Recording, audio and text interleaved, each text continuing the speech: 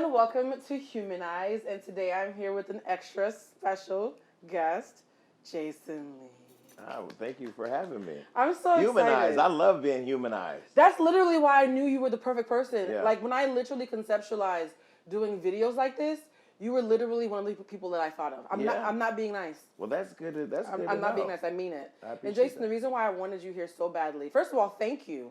Because Yeah. Melissa told me that you wanted me to read your book. Yeah. I was touched because a book is like a baby. And so it was like, oh, a book is like a baby. Somebody else just said that, and I never thought about it like that. No, it's an But intimate thing. No, it is. So for someone to say, hey, Jason actually wants you to read his book, I was like, oh, Jason might like me. I know. Well, yeah, I've been watching the podcast. I'm here for the food, and you're very much like me, very opinionated, very articulate, and very smart. So I'm like, okay, I want to know what she thinks. Because I really do want people's real opinion about the book. I'm not doing interviews because I want people to say, oh, it's great, isn't that? I love the book, and I want people to love the book, but I really want people to read it, and I want people to tell me what they think, because this is the first of many books now.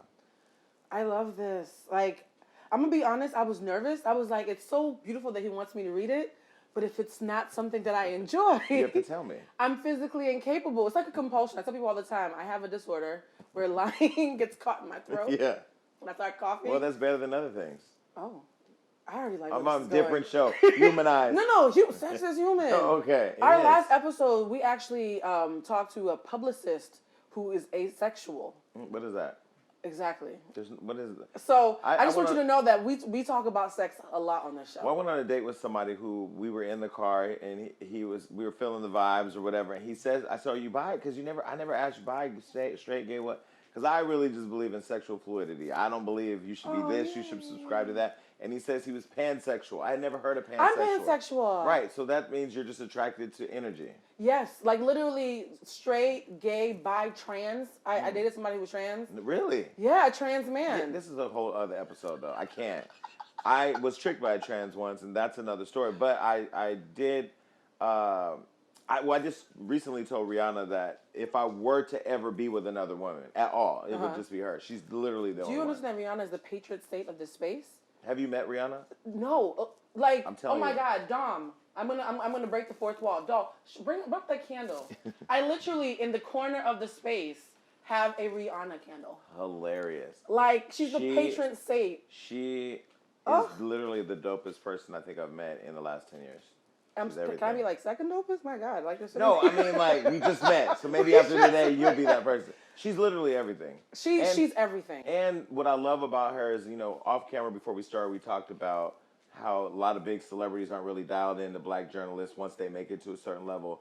Rihanna has intentionally, every time she's seen me, tell me how proud of me she is as a business owner, how she sees me through all the chaos online, how she loves that I share my brother's story who was murdered on Love and Hip Hop. Right. And then lastly said, I'm going to do your show. I said, look, you better stop fucking with me. And she said, no, I'm going to do your show because I love that you're taking a position about black journalists being respected by A-list celebrities, and I love your show. I was like, I can go home. Me love her. She's more.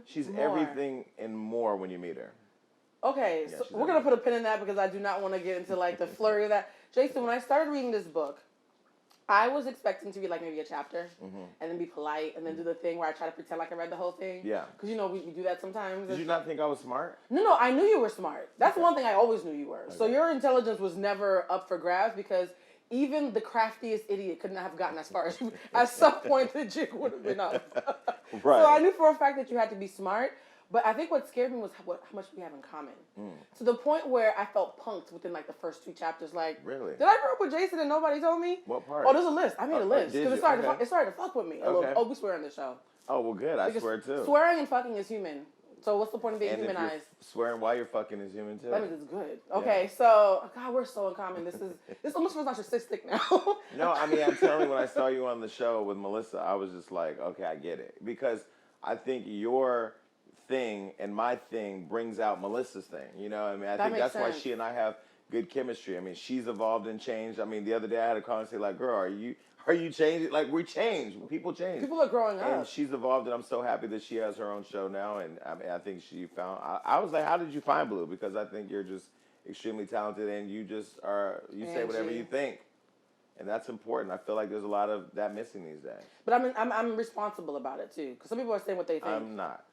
I mean, I'm responsible to a certain But you're degree. strategic, though. I'm very strategic. I'm going to push back on that, because sometimes when I watch you, I'm like, I know exactly what he's... Like, I literally see the wheels. I'm very strategic. So strategic. Yeah. And I've been called strategic before, but I realize strategic and manipulative are the same word. Absolutely. But it just depends on who likes you. Right. If they like you, they call you strategic. If they don't, they call you manipulative. Right. My ex told me that. Wait, you think so? I think it's the other way. No. I think because in this city, everybody's nice, nasty. You know, like That's true. like this publicist, I'm not going to say her name. She pushes her talent on me well, not talent because they don't have any. But she pushes her client on me all the time, her clients. I'm like, why would I write about these people? Why would these people be featured? These people have no talent. Oh, you're doing it because you think you have a relationship. So I didn't really write about them. I'm like, okay. And then once I slipped up and said, fuck it, I'm going to give you the look. Then I'm outside Puffy's house one day trying to get in during the Grammys. Beyonce, everybody walking. So I'm like, of course I belong in there. Oh, yeah. And the person was like, can't do nothing to help you. I said, okay. So that's the nice nasty I talk about. Like people, like they'll play you like you cool. I mean, I learned last year, specifically at the end of last year, I'm like, oh, I got it. People are being nice because of Hollywood Unlocked. Mm-hmm. But very few people see me. So now I'm like, yo, if you ain't even read my book, you don't even know who you talk to. That's true, actually. For real. The list of things that Blue and Jason have in common. Part 1. Okay. At a certain point, I had to stop because I was like, this is just people. Now he's going to think I'm a liar. I didn't want to scare you. Both of our fathers were married to other women when we were born. That's real. That's a very specific kind of way to come into this world. He's still married to his wife. He's been married the whole time. I got to add a visceral reaction to that. This is going to be a triggering interview for me. Both of our mothers were told to abort us and had us anyways. Yes. That's a painful... And look at the contributions we've given to this world. Right? Like, can you imagine, like, flushing this down the toilet? Devil try to take all us of this? away. And then, okay, both of us had boyfriends or girlfriends at 7? Yeah, Tamara, that was my girl. I was in love with her. Mine was, he was Puerto Rican, didn't speak English, but he was fine. The only white girl I ever dated. Really? Yeah. I mean, once I got into women, I got into black women. Oh, I kind of like that. Yeah. I wonder how your critics would feel to know that you... I've never dated a light-skinned woman. Ever. I don't even know. Jason, I'm going to leave that alone, but I love that. We'll save that for I'm here for the food. Yeah, we'll save that for a whole conversation. There's going to have to be a rollout for that conversation. Mm-hmm. Teachers' pets obsessed with chocolate milk and chocolate in general. Yes. Nestle Quick was my thing. Me too. Yeah. And I would literally drink it as like self-soothing. I now know that's self-soothing. Both latchkey babies. Yes, had that key wrapped around his neck. Oh my God, Jason, like literally it was like a copy and paste childhood. I probably walked past you in the street. But the reason why I wrote the book is because I felt like I had just gotten to a place in my life where now I can feel everything. I can sense everything. I can experience everything. Like I'm living in it now. I'm not outside of it anymore. And I felt like there's just so many people who relate to my story. I'm like, yo, I love that you said that you're not outside of it anymore, because I always tell people I use sex to come back into my body. And they were like, what does that mean? And I was like, when you've been molested and you've been around trauma really early during your formative years, sometimes you don't realize it, but the adrenaline kicks in and you leave your body because you're trying to survive, right? Like all these things are happening around you, but you're not feeling them because feeling them would stop you from surviving. And then once you survived, you're like, oh, ow. That stuff actually hurts in retrospect. Listen, I got into a fight with somebody I'm talking to yesterday. It was the dumbest thing. We unfollowed each other on Instagram. We followed each other back after we made up. But the whole fallout was over him saying, he texted me. He was having a bad day, and I kept trying to FaceTime him to see how he was doing. I'm like, can I do something? Call me or whatever. And finally, he still didn't answer me, but he texted me. And he was kind of explaining his day to me. He was around people. He didn't want to talk loud for them to hear. And he says to me, you need to improve on how you treat others outside of the people that you care about. And I lost it. But I lost it. And don't you be telling me about me. And don't you do... And I say all that to say it's one of those things where, like, when I say I feel it and all this, I'm still now coming to terms with love, like accepting people who genuinely care about me, who are giving me input or feedback for me to be a better person. And once I was able to sit with it and looking like, damn, he actually cares about me. He's actually feeling safe enough to tell me what he feels I need to improve in. So we made up, and I sent him to dinner, and I took care of everything, and we talked. Yeah. Yo, you're so great. It's so crazy what your press is versus the person who's looking into my eyes right now. It's actually kind of stunning. Yeah. But you mentioned that quick flash of anger, right? Yeah. Now, I know for me, survival instinct, I had to like be a goon. Like to be alive, right? So people, when they back in the day, they would call the police on me for cussing people out. I didn't even lay hands. Man, as a kid? Yeah, Wow. I was going to the white meat. They'd be like, "Eat your vegetables." I was But like, is that because you had a big presence though? no, it was because I was worried about being raped. Like I was living in the hood. We were in a bad neighborhood. My boobs came in early. That's why I had a boyfriend at This was in Boston? This was in Boston. Okay. And so, like, there were so many predators around. I was like, I'm going to make it inconvenient to rape me. I'm going to make it so inconvenient to molest me that you're going to be like, yo, her mouth's too big. Let's just leave her alone. Wow. And that shit worked, right? But it gave me anger problems. And I realized later that anger is a blanket emotion. So what do you think? Because there was a lot of, you whooped some ass in this book, Jason. I had a lot of stuff. Yeah, you were laying paws on people. Like, you were laying paws on people. What do you think all that anger was covering? Well, I think it was more of a defensive mechanism, honestly. I feel like, as I talk about in the book, you know, when I was in foster care, I was in a group home, a ranch, a boys' ranch, all boys' ranch, in an all-white community. Oh, my God. I was dating a girl named Darlisha. Can't wait till I'm here for the food so we get into that. But I was living in this all-white city as a young black kid. Even though I was lighter skinned or white or looked Mexican and everybody labeled me the young light-skinned boy, the white boy, the Mexican, whatever, I looked at myself as a black person. Yeah. That's just how I looked at myself. Because when I went to school, they let me know every day, you a nigga. Yeah. Every day. And I remember I used to fight. But it wasn't until I came home and then I got reintegrated back home from foster care, got reintegrated into the community, and I was like unleashed to these animals. Like kids who were just evil kids. Kids are mean. In 8th grade, I used to get bullied. But then it was like, okay, going into 9th grade, I'm like, I'm punching everybody in the face first. Like, I'm not taking no shit. And literally, I remember one day going to school, and this kid was fucking with me, and he pushed me up against the locker, and I was scared, because I was like, man, I'm the only one here. I was reintegrating my community, so I had no friends. How old were you? I was, 14? Oh, wow. So my first freshman year, I'm getting bullied in the senior hallway by this bigger kid. And I said to myself, you know what? You just got to knock him the fuck out. That's it. You got to knock him the fuck out. That's prison mentality. Like, when you're in prison, you have to beat everybody up. Group homes are pretty much prison, too. That's actually true. So you're isolated, you're confined, you're raided, you're judged, you're secured. I mean, it's like the same thing. So I whooped his ass, and then after that, that was it. See, this is interesting because those type of, like, defense mechanisms, we call them defense mechanisms, but they keep you alive. Like, nobody can judge survival, that. Yeah. If survival keeps you alive. But then I ask myself sometimes, are there any traits that I used to do to survive that now that I'm thriving don't make sense anymore? Yeah, I'm still doing all of them. Jason! Well, I'm not fighting as much as I used to, but I am, I don't want to say short-tempered. I do get short-tempered. I've learned now, like, especially being a public person, you can't just fly off the handle in public. No, you can't call somebody a stupid bitch and like then you be like, oh, I'm gonna get in trouble for that. I say that for Love and Hip Hop. I don't do it on the streets. I've learned now how to be more responsible publicly. Right. And then in my private life, I've just isolated myself. Like I don't have a lot of people around me. I have my team who's with me every day. I have maybe the guy I talk to, a couple really close friends. My exes are still my friends. You're one of those. Absolutely. Jason. I can't love you and just let you completely go. I can love you from a distance. Yeah, I can too. I can love you from across the street. You ain't gotta be in the house. I always say you can live in my heart, but not in my life. See, But that I like. those two that are in the book, we share very special moments. So, The second lover in the book that you built fortune. At one point, you guys were making $10,000 a day. we're living right down the street. I would love to. Maybe it's contagious. I would like it to come up. I would love to be in a kind of relationship where we're making $10,000 a day. That's amazing. For you, that's pennies now, I'm sure. Well, that's amazing that you were a part of a power couple like that. No, the relationship didn't start like that. I was doing the Trayvon Martin campaign. I had moved back home to Stockton, California because while I was there visiting families, some kids got shot in the backyard. I was devastated watching the news. I started thinking about my nieces and nephews going to school. My niece was just turning 5 and getting ready to go to kindergarten. I'm like, yo, I'm about to go pull up on the mayor. I didn't even know who the mayor was. I'm about to go pull up at the mayor's office and find out what her plan is. But when I went down there and saw she had no plan, and this white woman was very disconnected from the communities that all my family lived in and where I had been shot in and my brother had died and all, I said, you know what? I'm going to move back here for 3 months. This was crazy shit. I'm going to move back here for 3 months and I'm going to get my community together. And I moved back. I moved into a hotel. I was dating this guy who had PTSD from the military at the time, which, by the way, he ain't in the book because that nigga crazy. He has the capability of coming to kill me. We don't talk I don't want to laugh at that, but No. just as like I'm Vulnerable, but not stupid. Right.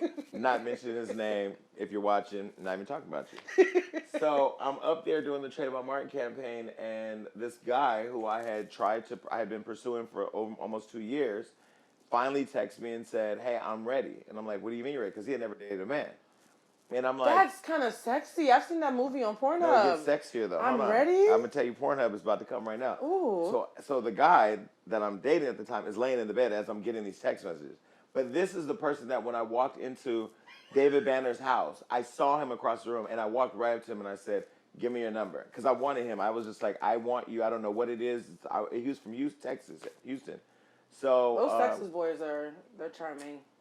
I talked to Claudia. She has me convinced I need to go to Dallas to find she her has a younger man now. From Dallas, and though. I'm looking at their pictures. I know they fucking. Oh, God bless them. those Texas boys, from what Claudia has told me, she's converted me a little bit. Listen, I just got back from Dallas and Houston. If I could live there and do what I'm doing, I would be there because we're thriving there, and then the guys there are beautiful. Oh. So I get this guy. So he texts me and he says, "I'm ready." I say, "Okay, you're ready. Fine. What does that mean?" He says, "I'm ready." I said, "Oh, no, you trying to play me?" I wasn't making a lot of money back then. I was making decent money, hooking people up here and there, whatever, as a consultant. But I said, "Send me a nude picture if you're serious, because you're playing."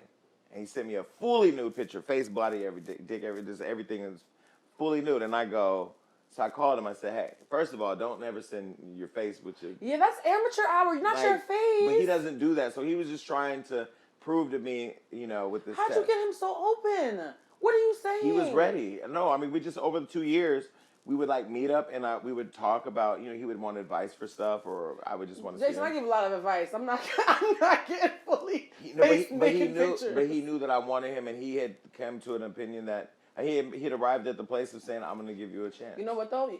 I see what you do, because being wanted that blatantly is a turn on. I had somebody who blatantly wanted me, and I was like, "No, you're not my type." Yeah. After 2 months, I was like, "I like how you like me." It started to be intoxicating to be wanted that directly. I blatantly wanted that person. And then once I flew him up to meet me, and I flew the person that was with me. He got flued out? He was flued up. The difference. You're a cat daddy. He flew up, and then I flew the other person away, and then we spent 7 days together, and I was like, "Move in." That was it. And he was with it. He said, "I got to get permission from my mom," and he did. And she gave him permission, and she hit me up, and we talked, and then we moved. You date like a lesbian. You date like a lesbian. Really? You fly somebody up, and next thing you know, you guys are living together. That's some lesbian behavior. And so the lesbian community, where's my cam? Dom, is my cam over here? The lesbian community, I'm telling the truth. Well, and I always get attacked for everything, so I'm going to just say that. I think it's just a gay thing. I just think, you're right. The gay people could say, "That ain't us." Yeah. You're saying it right next to the nigga you just moved in. So that's true. The gay community is very quick to find. They're very fluid. Yeah. What do you think is the biggest misconception about you? Me? Yeah. There's so many. Because here's the thing I like about you, and I'm the same way, so I always peep in other people. Because you're on the stage, people don't realize that you can see them in the audience. Mm-hmm. You're in on the joke. Yeah. You're so in on the joke. I think one of the biggest misconceptions, first of all, I am a very aggressive business person. Yeah. I'm a very serious. I'm serious about my business. I'm serious about my brand. I'm very intense when it comes to strategy and creativity. I don't like mediocrity. Not in my friends. Not in people I date. Not in people that work for me or that I work with. Because I feel like it's a privilege to be able to be a black entrepreneur in this city, making the type of money that we're making, being able to provide this type of opportunity, knocking down doors every day, getting beat up and still getting up every day to go out and fight. I just feel like that deserves the same type of energy. So I feel like you got to give me what I give you. I'm never going to give you mediocrity. Never. So you're a champion. I'm trying to be. I mean, no, you're not trying. You are. Well, I'm trying to be now with health and fitness, because that's the one I have been struggling with. We have this in common. Well, but we're going to get it together. Here's the thing. You're the only person that I would actually agree to do any kind of workouts with, because I'm tired of Instagram models. Oh, it's coming. I'm tired of Instagram models saying, "Hey, Blue, me and my six-pack want to go on run-in with you." For what? So I can hold your purse? Right. I get so mad. No, or they do you like the cameraman did me coming here, walking up for 3 flights. Yeah, so our cameraman should have he's a strong back, beautiful Nigerian man who brought our guest up on the stairs. He Shouldn't did do that. it's fine. And it's okay. I ain't gonna take the shit personal. I do. I take that personal. I'll get a massage later. I've been stopped on the first floor and called me and said blue. No, because I didn't want to seem like no punk, So we sucked it in. No pun intended. You have a fitness challenge coming up But here. let me tell you, the biggest misconception I think is people take the seriousness, or like Charlamagne always says, like, "Yo, you always so serious," and I'm like, "Yo, I am a survivor. You have to first understand that, like, I take this life and everything in it so serious because there were so many times it was almost taken from me. It was life and death. And so I learned when I first got here to LA, I spent a lot of time trying to get to know everybody, hanging out on all the scenes. This was the paparazzi. This was when Paris Hilton was a socialite. So this was when that was the heyday of blogging. That was when it was like time to be on the scene. Yeah. I wasn't even doing media at the time, but I felt like I had spent so much time trying to figure this shit out and not really giving the respect of what I was putting in, the work I was putting in. I was like, you know what? I'm now learning the value of time, and I'm not wasting my time with nobody. And people, I think, take that sometimes as, he lives without feeling. I think they definitely think I'm messy, and I've given them that. I've strategically given them. You had a website called Low Key Messy. Don't even go there with me. Because I was low key with it though. Right. You see, I read the book. He's like, that's like chapter 12. Low key with it. I read the book. concept was the shade room at the time. But I didn't really know how to manifest it into that. Because being messy was really scary at the time because I was in the industry, around with everybody. So Low Key Messy is no longer, if I log in right now, that thing is it won't pop up. It'll be a GoDaddy page. I don't know what it'll be, but it ain't going to be that. Look, you know what? One of the things I love about you, and this is so crazy, you have a reaction when I mention like tarot cards, right? It's witchcraft. But you're a bit of a witch, honey. No way. And I'm here to break it How? to you. No, you're a bit of a witch. You're a manifester. I'm a manifester. Witchcraft is nothing but manifestation. That's all it is. I don't think so. Oh, well, my kind. There's other kinds, okay? I was like Azalea Banks, she playing with fucking chicken bones. I don't judge nobody because I don't want chicken bones in my name, so I'm not judging you guys. You ain't never judged her edges? Because I'm looking at your edges, and I know you've looked at them and be like, girl. Low key messy.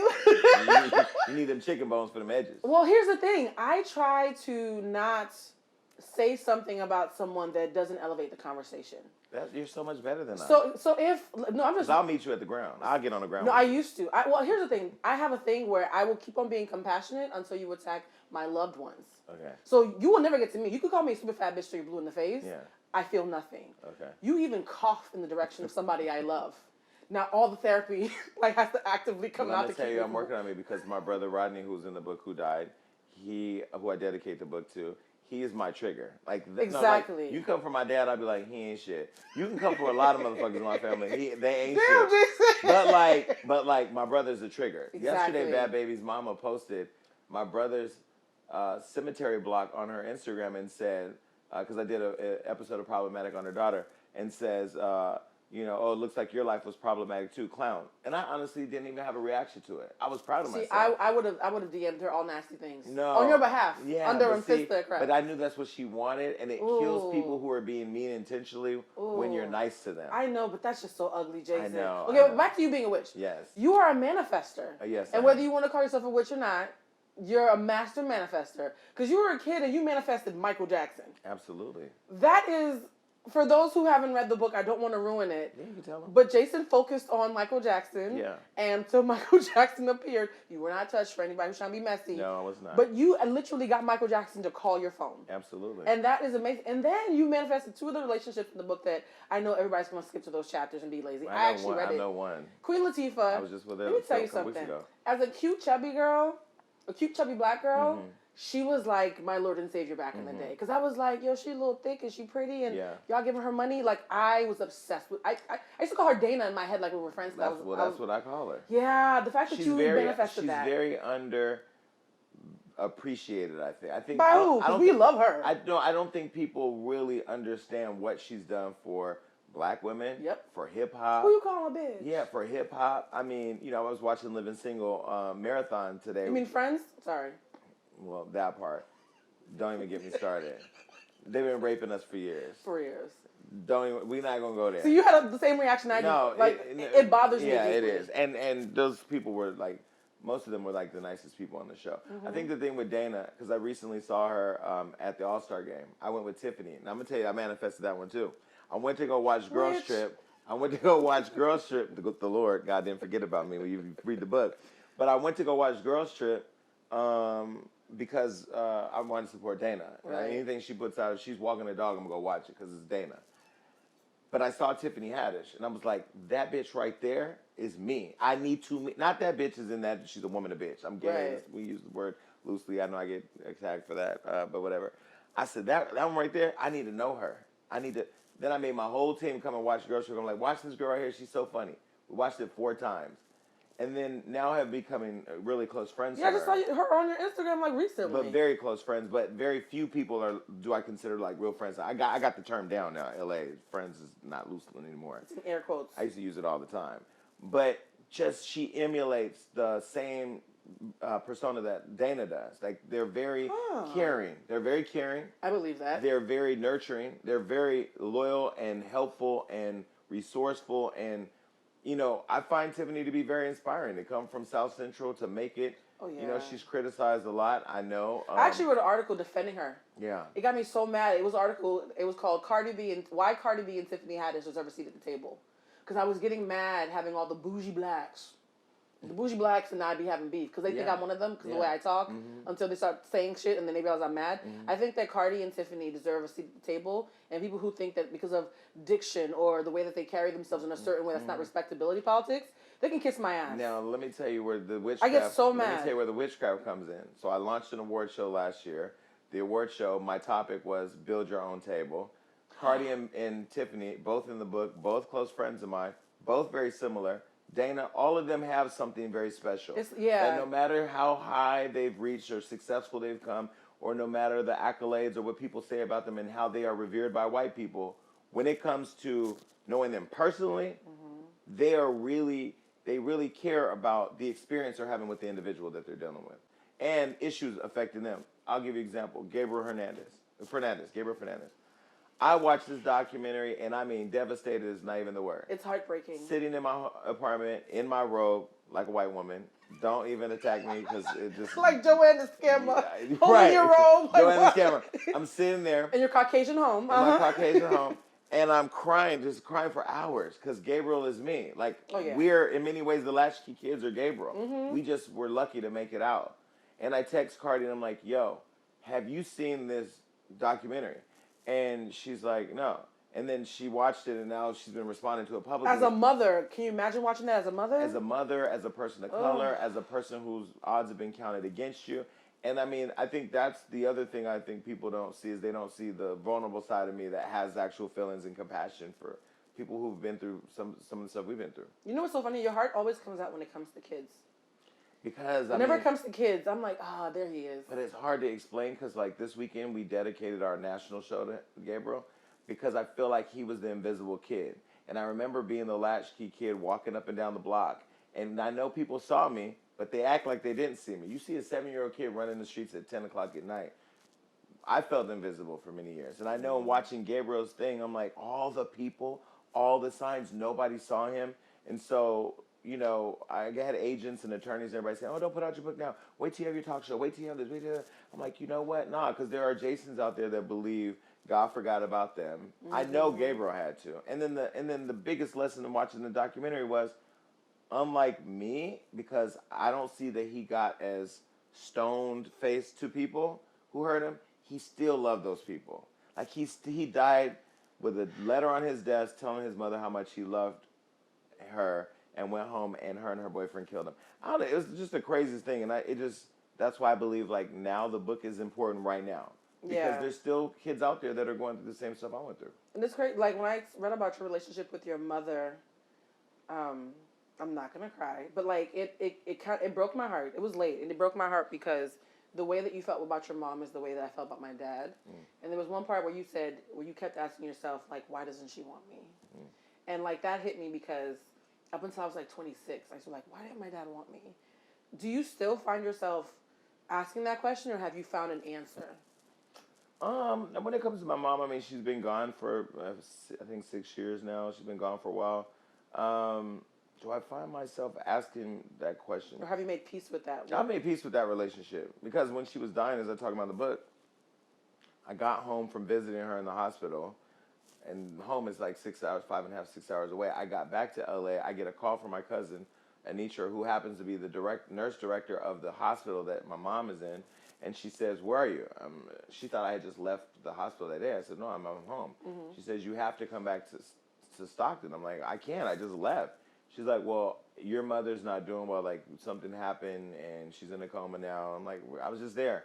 So she said to me, "Yeah, you have to come back now." And I go, "Well, can you tell me how bad it is?" She says, "Let me go pull her chart. I'll read it, and I'll call you back." She pulled her chart, and she called me. She said, "If you can make it back before she passes, you'd be lucky." Right. So I get on a plane. I call my sister who was fighting with my mom at the time. I call my brother who I had raised for 10 years. This was his mom, different dad, never experienced death. I'm like, the two of you need to meet me at the hospital. We get to the hospital. My mom is like out. And then for whatever reason, after about an hour, she comes to. And literally, this is why it's kind of scary because, I wrote the book called God Must Have Forgotten About Me, but you realize God after you look back, God has been looking out for you the whole He holding your hand the whole time. She comes to and she's there, and now mind you, if I can describe how I feel inside, I'm angry at my mom for all the stuff she's done. I've been nice to her and somewhat very respectful because I knew she was towards the end. So I wanted her to have peace. Because she was bipolar, so she would switch in and out of her craziness at any moment. And so she comes to, my sister and her had been fighting. My brother, he's crying uncontrollably. And he was a crack baby because she had done crack while she was pregnant with him. So she said to me, "I need to know." She said, "I'm probably going to die." I was like, okay, that was heavy. Because when the people create you are telling you they're getting ready to leave, it makes you like your mortality is now sucked into a vacuum. Like, wait, what happened? It's like it makes you real too. Yeah. It makes your whole thing like your real. body becomes real to you. She said to me, I think I'm gonna die, and I just want to know before I die that you forgave me, because I did the best that I could. And I said, "No, I forgive you. I forgive you. I understand. You did the best that you could. We're good. We're good." And then my sister started getting emotional, so I left them in the room to have their peace, and they made up. And then my brother was just sitting in a corner. He couldn't even control himself. He was just crying nonstop. And so I realized, okay, I'm the big brother in here. I have to make sure he's good. I got to make sure she's good, And so she died the next day. And so then I had to do the whole funeral and all this and that. But, I found closure in it because I realized that when I said I forgave her and I really felt I did, I felt a sense of relief. Right. Because I've been carrying around all this baggage for years. And I even think with my weight gain, that was baggage from all of what I went through with Rodney and the drinking and staying self-medicated, But yeah, no, I definitely let that relationship go. My dad, on the other hand, we are... This last year I went back to Love and Hip Hop after I had left. I was surprised to see you back.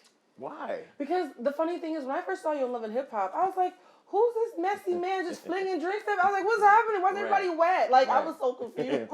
Why is everybody wet? I was Hilarious. so confused. I threw one drink, and I talk about it. But it was the drink that was heard around the world. Yeah. So I was just like, okay, that's a lot of fever. And so, and then I started learning about Hollywood Unlocked, and I was like, oh, the funny thing is, whenever I have a friend who's not tapped into the media stuff, because I have some friends who don't know anything about media. Yeah. They might as well be Black Amish. Yeah.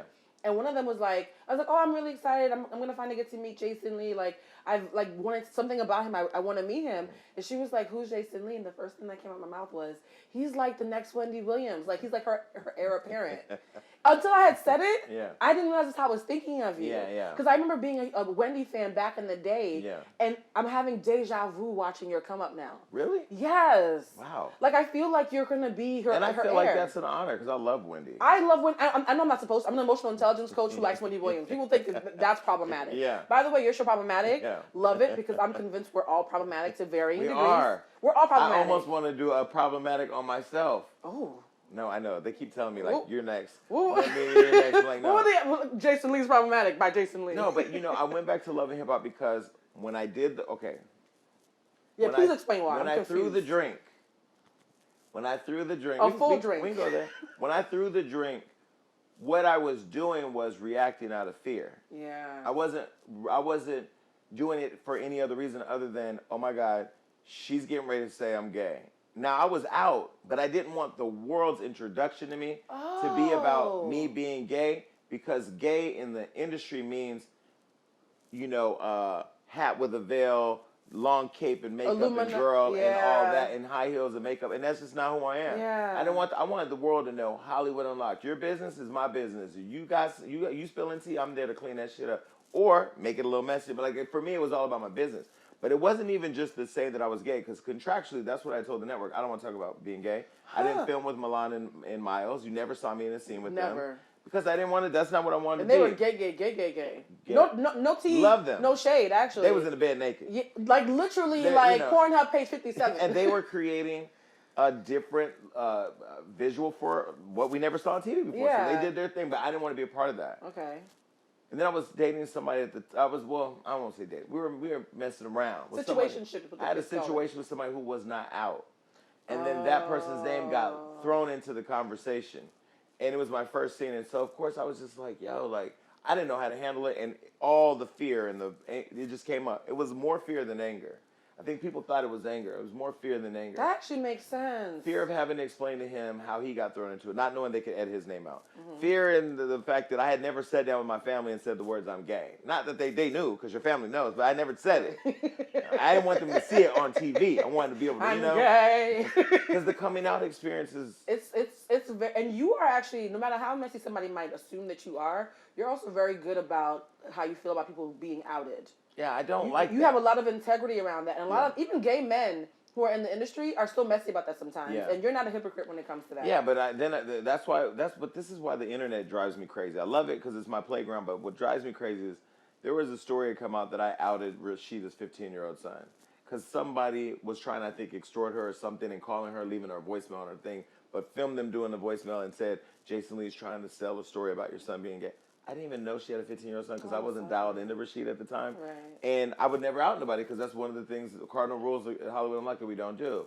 But it's one of those things where, like, back in my experience, I felt like, yo, this is getting real. And I didn't know how to handle it. So I handled it the wrong way. Yeah. And I was vilified for a long time. Like, that was literally, and still to this day, some people, that's what they say, oh, that's the guy who threw the drink. You know, and so I made a point to make my amends with Hazel privately. I tried to mend it with the person that was the party that was involved, and that didn't happen. And I just said, fuck it, I'm gonna take it on the chin and keep moving. But to the point of why I went back to Love and Hip Hop, and that's why I left, because it became a thing where I was trying to get Hollywood Unlocked on, but I was doing it in other people's shit that I didn't control. Exactly. And I learned really quick, okay, now I got to launch a podcast so that way I can control what the fuck I do and say. You own the narrative now, and people can't have you throwing drink. Yeah. So I got it. I launched the podcast. I asked Melissa Ford to join. She joined. This was genius, by the way. She's hip-hop. She's legendary. You and Jessica Rabbit, like, come on. Like, that's a Beauty visually. And the Beast. Yeah. Oh, my God, it really is Beauty and the Beast. It was, yeah. And so I launched it, but then when Love and Hip Hop didn't fit anymore, when Nick Cannon had come on the show, I said, yo, man, I want to go on WildNOut. I know you need to give me a job. And he brought me on WildNOut, and I manifested that. I manifested that, but he brought me on WildNOut, and I felt like people were able to see the comedic side. I was shocked with the first time you ever made me laugh. Really? There was a viral clip of you on WildNOut. Kissing Bobby Lights? Yeah, and it was a sincere chuckle. I was having like a bad day, and it was the first time I heard myself laugh that week. Yeah. And I was like, oh, I'm laughing. Is that gas? And then it was like, oh, he's funny. But that goes back to the strategic part. Bobby's on Love and Hip Hop. I was on Love and Hip Hop. So Love and Hip Hop blogs are going to talk about it. There's never been two men kiss on WildNOut. We on WildNOut. That moment though, Jason, you went for it. We won a VMA for it and everything. But it was you deserve that. Yeah. You deserve. You mentioned something that I actually want to circle back to. Wait, can I say something real quick? Yo, go for it. So after having the success on WildNOut, my fourth season, I went back to WildNOut to Love and Hip Hop. Now, what season is this? You said your fourth? This is my fifth coming up, and my fourth. So that's a flex. What we call on this show. That's a light flex. Know, I have one more season. Me and Nick. Our show. Yeah. Nick, I'll let you have it, Nick. I'll let you have it. We love light flexes on this show. We want people to show off. But I went back to tell my story about my dad because I thought, now that I'm a public person, after having thrown the drink and met these kids who told me they were gay and that their parents tried to beat the gay out of them and that they tried to kill themselves. And when I think about Gabriel Fernandez, whose stepdad, whose mother's boyfriend was beating him and saying you're gay while he was killing him, I understood immediately how powerful TV is, how powerful a public platform and TV is, how responsible I have to be now. So when I do Trump jokes on WildNOut, or when I rep my dead brother in my hometown on my back, or whether I'm doing something gay as the gay wrestler and breaking down a barrier for people who don't see themselves on TV, everything has been strategic. So going back to Love and Hip Hop was like, I'm going to use this to tell my brother's story. Yeah, I was shocked how you came back totally different. It was like night and day. I'm like, that was because I had built ownership. That's smart. Built my brand to a point where I was sitting at the table with all the people and said, for me to come back, here are the conditions. I saw your family. You had feelings. I think there was an episode where a single tear escaped the corner of my eye. I was like, this is not the same mother sucker who I just saw a couple seasons ago. Well, you should have been at the reunion when I had glasses on. But when I cried, the whole cast was like, because it's like watching a tree cry. Like, wait, you can cry? Like, how do trees cry? No, it was like people were, and I shout out to Ray J, shout out to April Jones, shout out to Monique, shout out to the whole cast. Really embraced me, and I felt that they embraced me because when I go on the show, they never know where I'm gonna go because I'll be ready to go. Something we have in common is we're both unpredictable. Yeah, sometimes I find out when they find out. Though. It is. Sometimes I find out when they find out. I'm like, oh, that's what I did bad. Yeah. I like that about you though. I think unpredictable people. A little bit of mischief keeps you young. Spontaneity is great. Like it's good for your skin. I look younger because I'm mischievous. Listen, I'm 42. I'm trying. Another light flex. I mean, you want to do an old lake commercial? As the light is literally cascading from the palm trees. I smell so good today. It's so disrespectful. You do, but not as good as Rihanna. Just so you know. Do not. You literally see my Rihanna candle and you keep throwing her in my face. She smells as godly as she looks on that candle. Oh God, okay. I can't get back to Rihanna because it's gonna frazzle my brain. No, the thing that I told you before we started, because we started this interview like 20 minutes before production even had us up. But like, I needed 20 minutes to catch my breath after the African made me walk up the fucking stairs. Shouldn't do is like Kanye shrugging on the side. Yeah, We're gonna talk about this after the production Kanye meeting. Shrugging so you can see the bicep. The gun show. Yeah, I wish we could pan the camera to him. I'm not dealing with him. It's so crazy because, like, I told you, there was someone that I pride myself on not prejudging people. Okay. And, like... But everybody prejudges me. That's why I pride myself. Because I was like, I had literally, like, when I saw you, it was like, oh, hey, I'm so happy to meet you. There's going to be people mad at you right now for not dragging me. People expect me to be drugged. I'm like, why? I don't even do interviews, but when can I just tell you? I've learned that people think I'm an assassin. I'm actually not. The truth is your assassin. Right. I just drive the Uber in the truth. So I don't ever drag anybody. Now, if the truth drags you, I just happen to be the one who brought it over. You know what I mean? And so I pride myself on not prejudging people. I didn't prejudge you. One person I didn't realize I had subconsciously prejudged until I read your book. Floyd Mayweather. Jason. Yeah. Everybody does. I had to have a moment with myself. Like, bitch, you judged Mayweather. Like, the person you described in the book, I was like, I Googled, is there another Floyd Mayweather? I was like, what do you mean? But I would have never thought he was this person. Listen, who you think taught me? My whole brand strategy was taught to me by that man. When I first started Hollywood Unlocked and I was in the show and I was, can't do that because of this, can't do that. He said, let me tell you something. You're the Floyd Mayweather media. Stop fucking talking about what you can't do. I said, well, but he said, come and do this interview real quick with Showtime. Let me tell him you're the #1 blogger. I go, I'm not the #1 blogger. Perez Hilton started this shit. This person has more followers. This person has been online for 5 years. He said, let me tell you something. Being #1 is a mentality, not a fact. He's a witch too. You see that? Y'all sitting up here manifesting. I was like, I gagged. Gag game. Did you see the video on the train? Sweaters available at HollywoodUnlocked.com. But when he said this to me, I didn't have, even though I was a confident person, I was making all this money. I looked at my nigga was sitting there. I looked at him and I'm like, he just called me the Floyd Mayweather media. I wasn't even a huge Floyd fan at the time and didn't even really know nothing about him other than he was cocky, arrogant, all the things people know about him. Right. But sitting there with him for 2 hours the day I met him, the day before I was going to give up, with him pulling out a $42 million check and saying, you can get that. It's all attainable, but you got to own your shit, stay in control of your shit. You got to be fearless. You got to be a savage. The bad guy always wins. So if you feel like you start getting these feelings about being the good guy, you're losing. And it was hard for me to make the transition. Right. I told Carucci one time at the nail shop, I ran to the nail shop, you know, when people see me, they be kind of looking. But I've known Carucci way back in the day. I said, you single-handedly helped me transform how I do my business. And she said, how? I said, because after hooking you up with Chris Brown, I thought you would have been on my podcast by now. But you're afraid of me because of Hollywood Unlocked. But you showed me that it's not personal and that it ain't a friendship thing. It's a business, relationship, transactional It forced thing. You to like separate the two. That literally that day. And then I said, and went back to the whole savage thing. And Floyd really had instilled that in me. But I wrote this book, and I didn't tell him I was writing him a chapter. So so I sent him the book that he read. Oh. By the way, let's be clear. I mean, our production is laughing right now. We all know why. You can't make $1 billion not being able to read. I had questions. He can read. So the man, I mean, the Emmy Award winning producer, boxer, greatest of all time, he can read. You made me like him so much more than I wanted to. So I sent him the book. I sent him a copy. I sent his daughter a copy, and I sent his assistant who had introduced me to him a copy. And I'm sleeping one day, and then like 4 o'clock in the morning, the phone's ringing because he's a night owl. He stays up late. He calls. He has a room full of people, and he has tears in his eyes.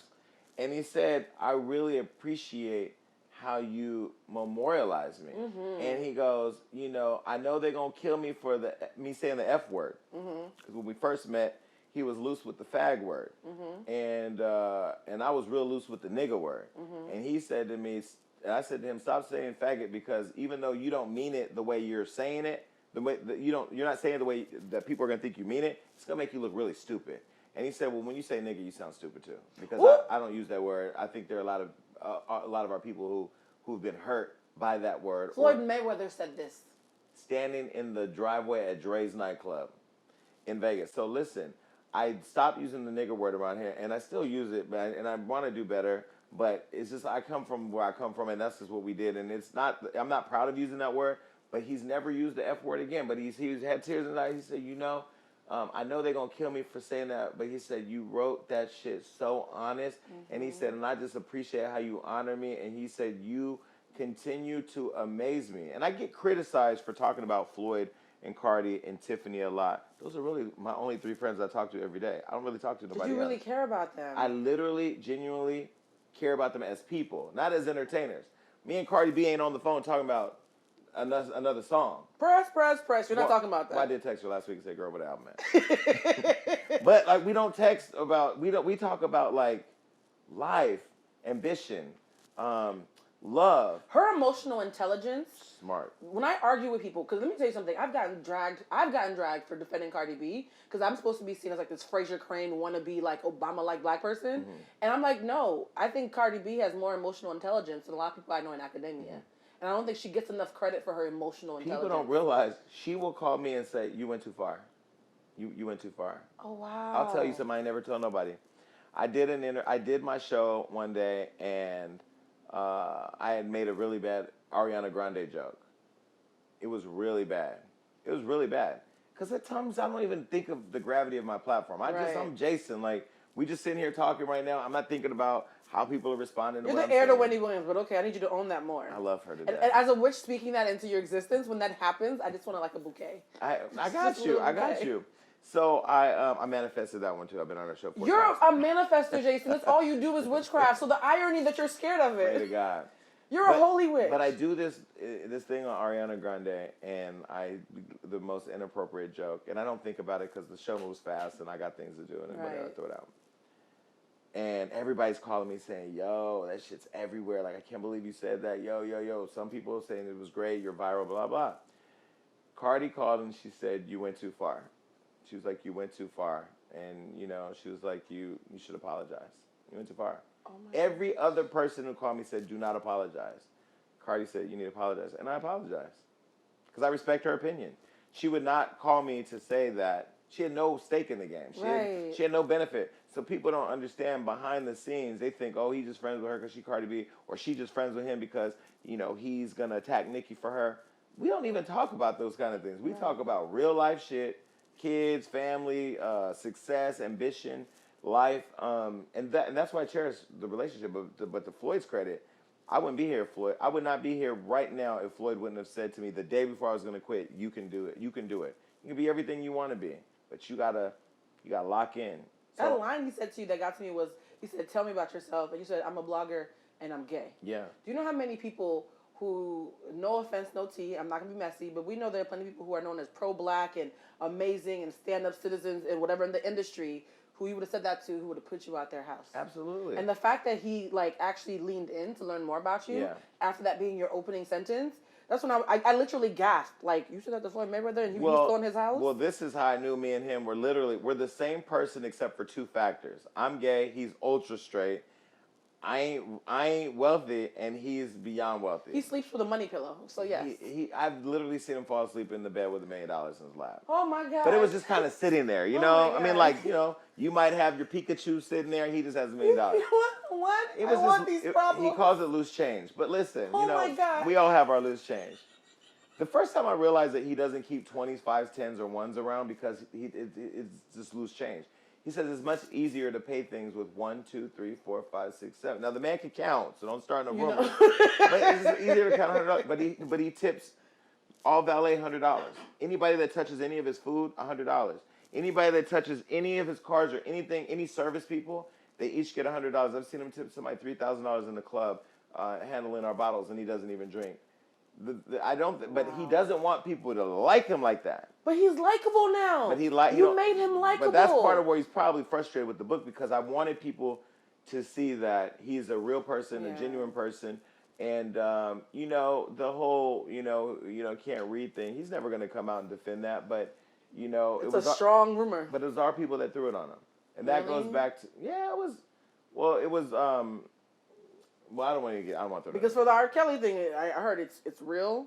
So that's interesting. Yeah. That doesn't make a lot of sense because he's so successful. I used to be like, how is this rumor true? Now, one of the things I'm realizing is that you're the kind of person who I could sit down for lunch and then like, why is the sun gone? You're very, and I wish. Especially if cocktails are involved. Oh gosh, I can't drink until after the race. What race? I'm running a half marathon in Hawaii in September. Oh my God. So I've given up alcohol until September. Well, I'm getting ready to start a whole fitness thing that I'm not even going to leave the house. Can you please hit me up when you're doing fitness stuff? No, we are. We're going to do a whole... Because I need someone who at least looks like that I won't be embarrassed by. I need somebody I can take a break with. Coming up these stairs. No, you and I had the same reaction to those stairs. That's when I knew we were kindred. When you walked up, I was like, oh, snap, I could tell from his eyes. He took the stairs. Listen, I don't know what my team was saying to me in the background, but I couldn't answer. Help me. I had to catch my breath. Okay, I want people to read this book. Yes. Like, I want people to read this book because... You're a perfect example of what I always preach. Like, do not judge because everybody has a story. Mm-hmm. And once you read your story, it's hard to other you. Like, there's so many things that it's hard to put on you and make you into this big bag monster when you realize that where you come from. You're like, oh, that boy working through some trauma. Leave him alone. Like, it suddenly becomes hard to see you as the big bad wolf. So this is really dangerous, but you're going on tour with this. Yeah, I've been doing a tour. I went to New York. I went to... where I go? I went to New York, Dallas, Houston, New Orleans. Remy did something with you. I saw a video. Yeah, I asked Remy to host because I had interviewed, again, everything that I do is either strategic or just organic. I had interviewed Remy Ma. I made it a point, once our show got picked up by iHeart, to go after every female in hip-hop so that way I can just get down to the one that won't come on my show. And so I've had Cash Doll, Saweetie, we had Trina, we had Lil' Kim. By the way. I mean, you know, you want to stand in the class of your own, there you go. You're playing chess. And, you know, this. And so and so, wait, what were we talking about? Oh, Remy. So once I interviewed Remy, I was like, damn, me and your son are the same person. I lived without my mom because she was addicted to drugs. He lived without his mom because you were in prison.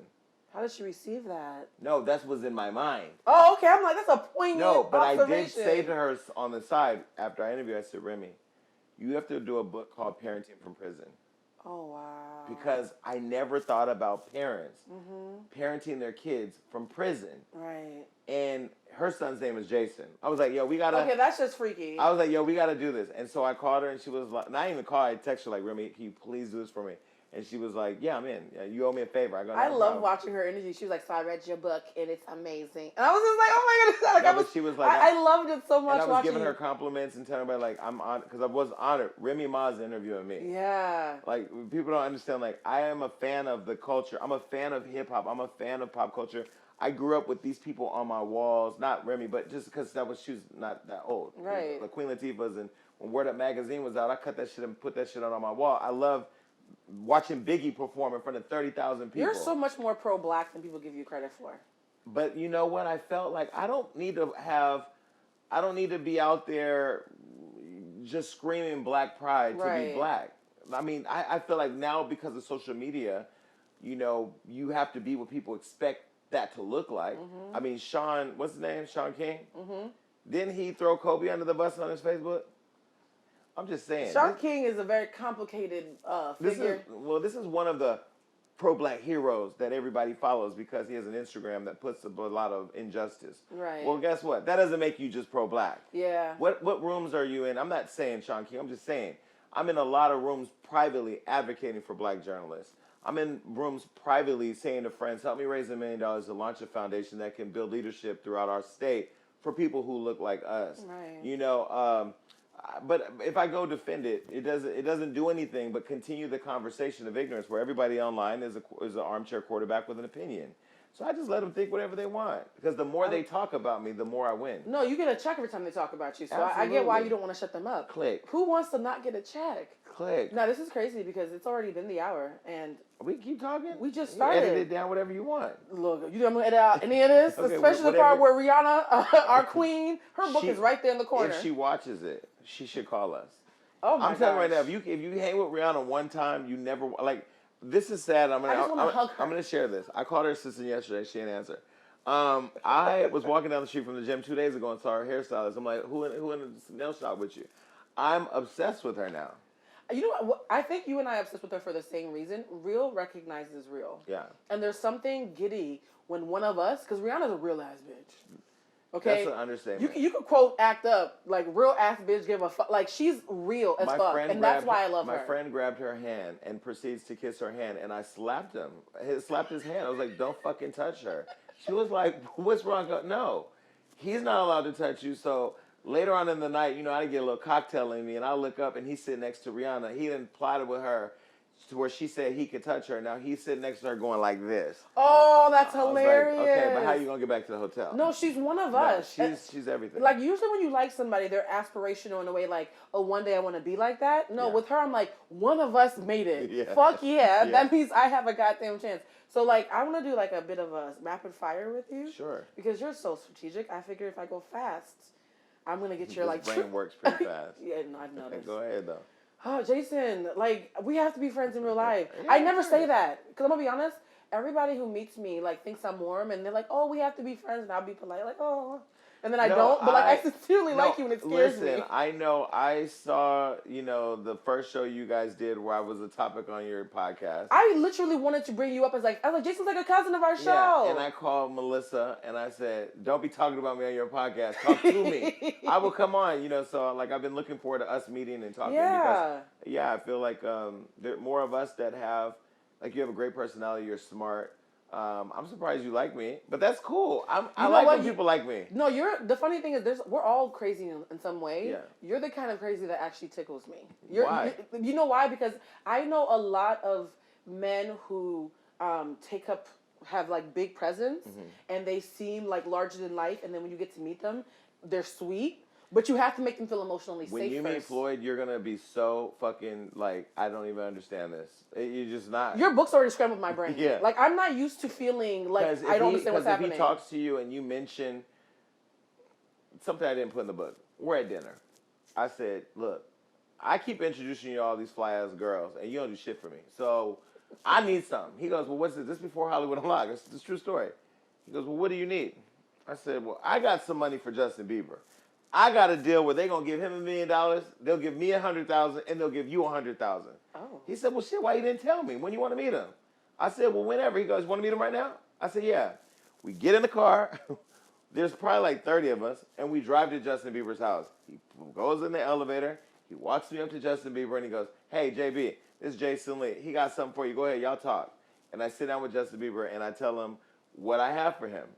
I mean, the police came and raided the place afterwards. So we didn't get to finish the conversation. But I was able to sit there with Justin Bieber and listen to a song he has with Michael Jackson that's not released, that he can't release. That's the most beautiful song ever that I made him play 5 times. Oh my God. And forgot I was there to pitch something because I was caught up in this song with him and Michael Jackson.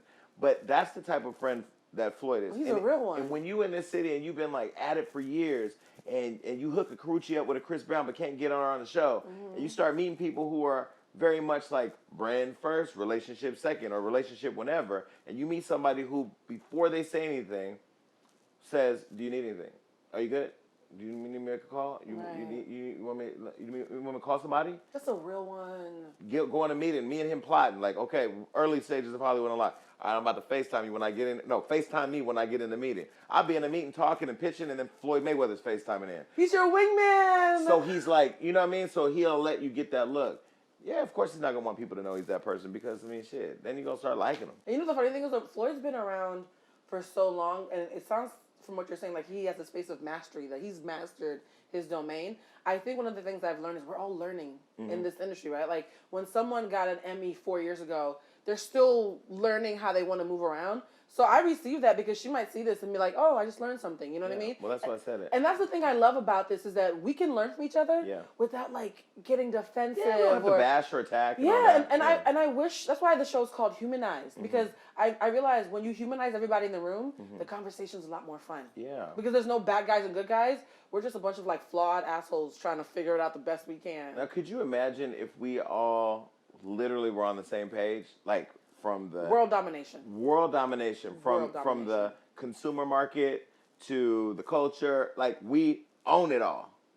The biggest celebrities in the world, Beyonce, they're all us. Yeah. If we could all get on the same page, I don't know how it's gonna happen, but maybe these conversations are things that drive people to it. But I feel like, different countries I go to, I'll be walking down the street and people love Hollywood Unlocked or they love me or whatever.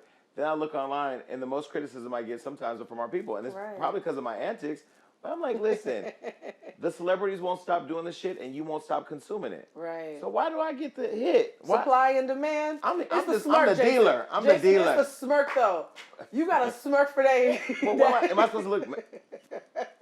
Look at the This how y'all want me to look? It's the smirk, Jason. If I walked the VMA red carpet looking like I was so drunk on the VMA red carpet. You pulled the Kanye. No, I was drunk, but I had my glasses on. I almost had threw up right before the car pulled up. I walked the carpet. They're like, so what you think about the documentary Michael Jackson? I was like, fuck them two niggas who was talking shit because they fucking lying. Don't you be disrespecting Michael Jackson, bitch. Pull up. They was like, okay. Lizzo, you hear this shit, bitch? Okay, I love that we've seen both sides of you show up during this interview because it's a complete picture. He ain't that far away.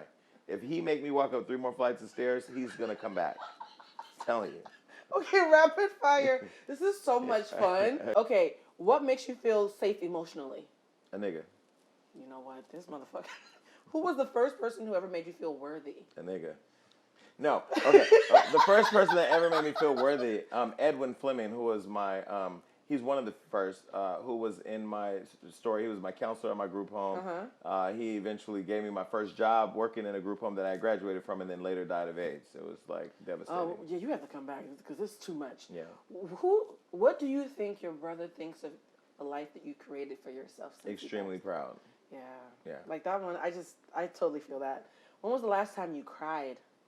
The last time I cried, Gabriel Fernandez. That documentary took me out. Yo. Like cry. That's like a different type of cry. Wipe me out. And people FaceTiming me. I wanted to do a video, but my eyes were so swollen I couldn't even do it. And the next day I had to lay in bed the entire day because I was emotionally devastated. Yeah, I can't watch that to have a day off because I have too many shoots. Yeah, you need a day off. Bad habit you're trying to break right now. Niggas. You know what? A bad habit that I'm trying to break right now. A bad habit that I'm trying to break right now, I think, is feeling guilty when I take time off. Amen. What is your love language? Do you know what the 5 love languages are? Physical touch, gifts, acts of service, doing stuff for you, nice words, and quality time. What do you think your love language I think quality time. That actually is what I guess for you. Because time is very limited, and I feel like I'm very intentional with how I spend my time now. And it's crazy because the other day, I was doing something, and then right when I was done, the phone rang with my conference call, and I know somebody next to me was like, "Damn, your shit is scheduled down to the minute." And I'm like, because I just like to know that I'm doing something, and the people I spend time with, I like to know that we're doing something. Like I used to go out and drink with people just to get drunk, and I realized like I wasn't compartmentalizing my relationships. This was the person I was trying to do this website with. This was the person I was getting drunk with. This was the person I was doing this with. I'm like, nah. So now I have like compartments, and some people feel like they should be in multiple compartments. Thank God I control what compartment I put people in. Oh, you control everything. Jason, last one, you ready? Yes. Legacy. If you could say your legacy in one sentence in 20 years from now, what do you want it to be? Savage. Huh. Savage. Savage Fenty. Savage. Period. Savage. Okay. Like he built that shit, sold it for $500 million, flipped that, put $100 million here, flipped it, did it all with a GED. Savage. That's beautiful, actually. Ladies and gentlemen, I think we've all met the real Jason Lee, and I really want you to do this again. Of course. This was so much fun. This was fun. Yay! This was See, good. it feels good. You've been humanized. Yeah, well, now I'm back to being a savage. Buy the book, guys. Buy the book. Thank you. Bye.